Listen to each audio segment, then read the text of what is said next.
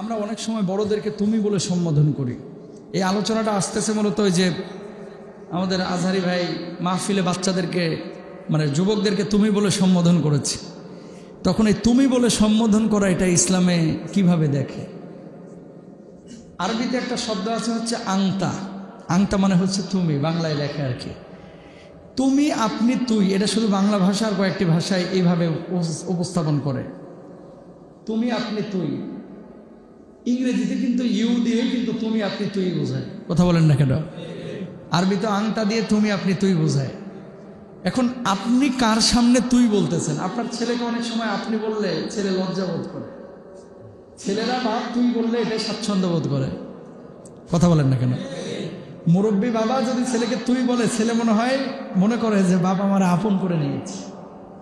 মা যদি তুই করে বলে, এটা মজা লাগে শুনতে।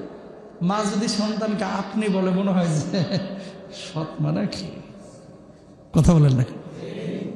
এখন আপনি কোথায় কিভাবে বলবেন, কার সামনে বলতেছেন? এখনকার যুবকরা তুমিতে স্বাচ্ছন্দ্য বোধ করে বেশি। তুমি বললে এটা মনে হয় যে আমার আপন কেউ, কাছের মানুষ।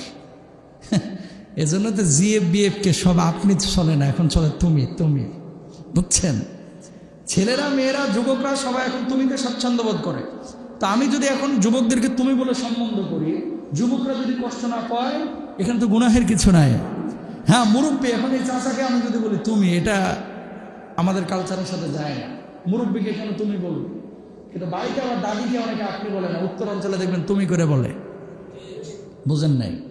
দাদিকে যদি বলেন আপনি, আমাদের অঞ্চলে, উত্তর অঞ্চলে, তো অনেক সময় দাদিরা রাগ করে। আমি কি তোর ভাউড়ি লাগি নাকি? তো শাশুড়ি লাগি, তুই আমার আপনি করে কইতেছস? মানে তুমিতে স্বাচ্ছন্দ্য বোধ করে। তো এখন অঞ্চল ভেদে কোনটা কি চলে এটা আপনার মাথায় রাখতে হবে। কিছু মানুষ আছে ওয়াজ শুনে বা আলোচনা শুনে, এরা শোনার জন্য না, ভুল ধরার লাগে বসে, কয়টা ভুল পাইল। এরপরে এগুলো নিয়ে কিবোর্ড যোদ্ধা হয়। এগুলো বাদ দেন মিয়া, এগুলো করেন কেন? আপনার যেটা ভালো লাগে আপনি সেটা বলেন। কেউ তুই স্বাচ্ছন্দ্য বোধ করে, কেউ তুমিতে করে, কেউ আপনিতে করে। মুরব্বীদেরকে আপনি বলবো, যুবকদেরকে তুমি বলবো। এই যুবক যারা এখানে আছেন, আপনারা একবারে সত্যি করে বলেন তো, তুমি ভাল লাগে না আপনি ভাল লাগে?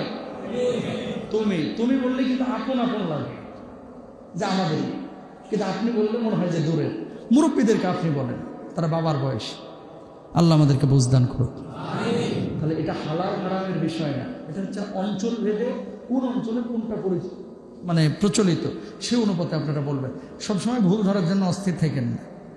আল্লাহ তাআলা আমাদের সহজ করুক।